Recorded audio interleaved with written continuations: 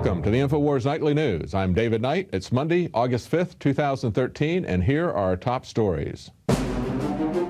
Tonight on the INFOWARS Nightly News, the scare tactics roll out from the Al-Qaeda cheering section. Al-Qaeda is in many ways stronger than it was before 9/11 because it's mutated and it's spread. Plus, John Boehner lends a helping hand on the Benghazi cover-up. Then, smart meter activism with Dr. Laura Presley. All that and more on the INFOWARS Nightly News.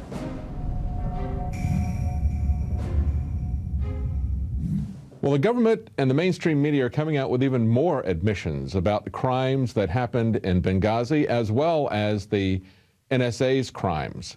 But of course, they're all okay because they're doing it to protect us. Yes, they're telling us that a worldwide scare actually vindicates the NSA actions, that somehow we need the Stasi security state. In an article from INFOWARS, U.S. extends embassy closings, warnings renew debate over NSA data collection. We learn that now the government has told us that even though they knew when these attacks were going to happen, they were going to happen yesterday, they didn't know exactly where, so they had to close embassies all over the world. Now they're telling us they're not really sure when those attacks are going to occur, so now they're extending it. But that doesn't stop the military-industrial complex from putting out their usual puppets and cheerleaders for military spending and for the security and police state.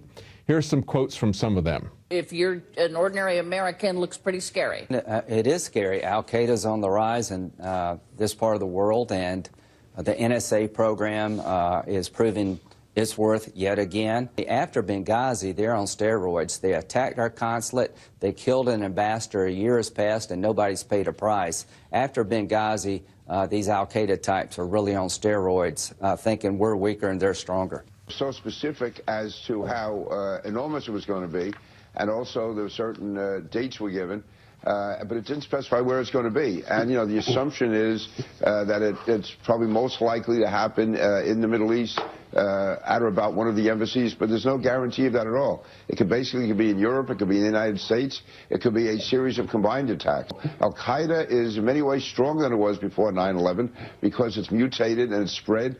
The one thing that we can talk about, David, is the fact that there's been an awful lot of chatter out there. Chatter means conversation among terrorists about the planning that's going on. Some individuals who are making plans, such as we saw before 9/11. Yeah, they're making plans like they did before 9/11. And of course, we know who were behind some of those plans. And it wasn't just Al-Qaeda, the government-created terrorist organization. And why are they on steroids? Well, they're on steroids because we are arming them. We have created this boogeyman, and we're putting it on steroids. We're the ones injecting them with steroids. That was what Benghazi was all about. And yet, this is what the mainstream media is telling us. This is what the government puppets for the military-industrial complex are telling us, that it's all okay. It's all vindicated now because they discovered some vague threat. They don't know exactly where it's going to be, and now they tell us they don't know when it's going to be, but they know it's a real threat, and it's very serious. It's summed up really pretty well by NPR, which of course is a government news outlet. And this is what they said on Monday's NPR show. They said that after weeks of debate on Capitol Hill about whether National Security Agency surveillance programs should be curbed, debate sparked by the secrets spilled by NSA leaker Edward Snowden, now the subject has changed 180 degrees to a discussion of how effective the programs may be. You see, Lindsey Graham wastes no time in telling us how the NSA programs have been vindicated now because they've discovered some mythical threat. I guess when Hitler rolled out his military and showed us all of his planes and tanks, we should have all just fallen down and said it's too scary. We're not going to fight that. You know, people have lost their lives in this country fighting for the freedoms that we enjoy, or at least we thought we had enjoyed, and that are being robbed from us on a daily basis by our government. And yet we're supposed to just give all of that up because they promise that they're going to keep us secure. Well, they're pushing a phony paradigm. You are not going to get more secure if you give up your liberties. You're going to be going into the slavery of a police and surveillance state. Now, here's the case against what these people are pushing. And an article from INFOWARS says, is the government exaggerating the threat of terror for political reasons? And we have a quote here from former Secretary of Homeland Security, Tom Ridge. He admitted that he was pressured to raise terror alerts to help Bush win re-election. And the threat from al-Qaeda, while real, has been greatly exaggerated. Former U.S. National Security Advisor Zbigniew Brzezinski, who is also a top foreign policy advisor to President Obama, told the Senate that the war on terror is a mythical historical narrative. And yet we see that even still, we see that the U.S. government is in turmoil over a, quote, big new al-Qaeda plot, the biggest thing we've seen since 9/11. And yet at the same time, Obama is funding them. In another INFOWARS article from Anthony Gucciardi, he points out that Obama even initiated the large-scale arming of al-Qaeda-linked Syrian rebels through a, quote, secret order, unquote. And that was reported by mainstream news outlet Reuters back in 2012. See, that's the why of all this. The why of all this is the arming of al-Qaeda that was being done by the CIA, the fighting going on within the government, within the CIA. That was what Benghazi was all about. So Benghazi and the NSA all comes full circle as we see in this news today. And yet we see Pat Caddell on Fox News talking about how John Boehner aided Obama in covering up Benghazi. See, it's not just the Democrats. It's not just people covering up for Obama. And these problems are not going to go away if Obama is removed from office. He should be removed from office. He's committed high crimes and treason. But they're not going to go away because Republicans are involved in this as well. In this article, we learned pollster Pat Caddell charged Republican Speaker of the House, John Boehner, of aiding the Obama administration in its cover-up of the Benghazi scandal, claiming that Boehner knew about weapons being smuggled out of Libya and into the hands of Syrian rebels by the CIA. He said, we have John Boehner who's purposely suppressing anything on Benghazi because he knew what we found out this week. No, we didn't find it out this week. We found it out much earlier than that. And he had approved it. These sales he had approved. These CIA teams on the ground which were sending weapons from Libya through Turkey to Syrian rebels without congressional approval, said Pat Caddell. The notion that arms, including surface-to-air missiles, were being sent from Benghazi to militants and terrorists in Syria was voiced as far back as last November by Lieutenant Colonel Tony Shaffer during an appearance on the Alex Jones show. Yes, this is not something that we're just learning.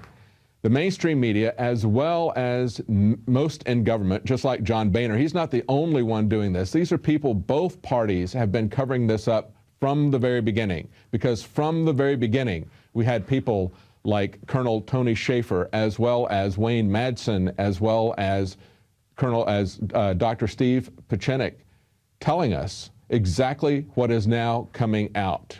And Alex spent a lot of time talking to Wayne Madsen yesterday on the radio show, and here's an excerpt of that. Now in hindsight, and now as you've been proven absolutely accurate, what happened here? What is your latest intel? What are your sources saying?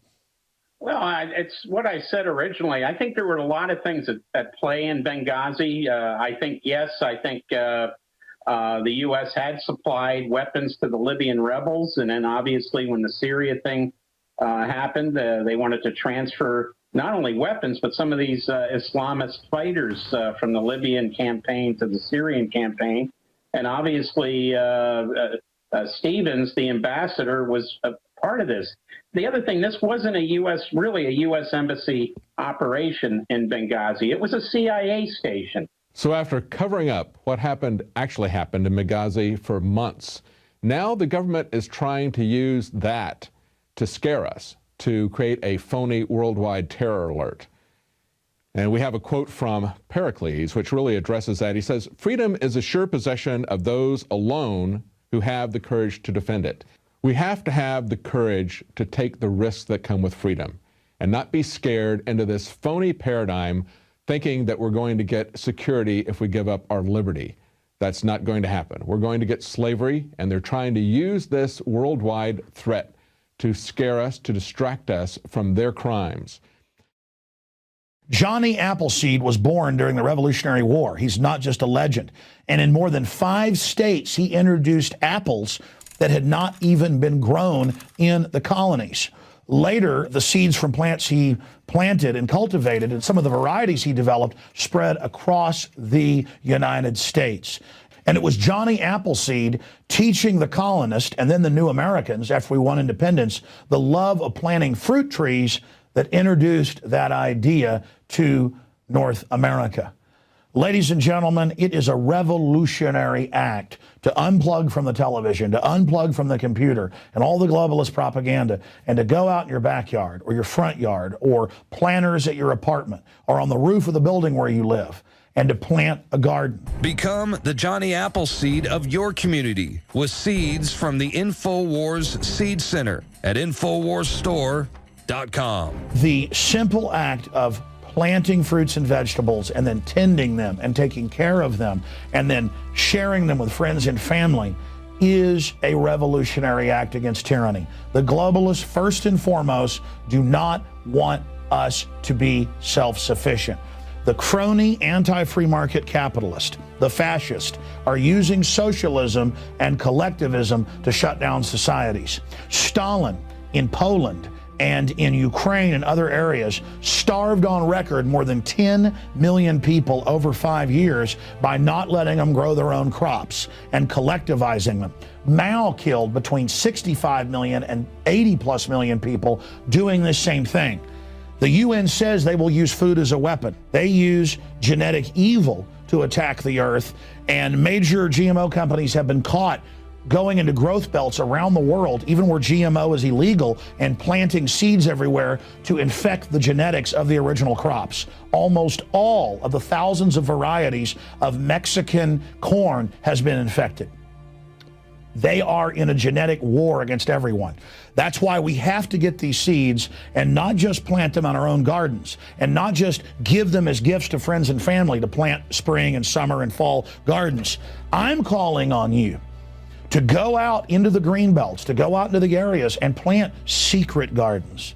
No, not of marijuana, but of the hundreds and hundreds of incredible high-quality vegetables and herbs and fruit plants that are here.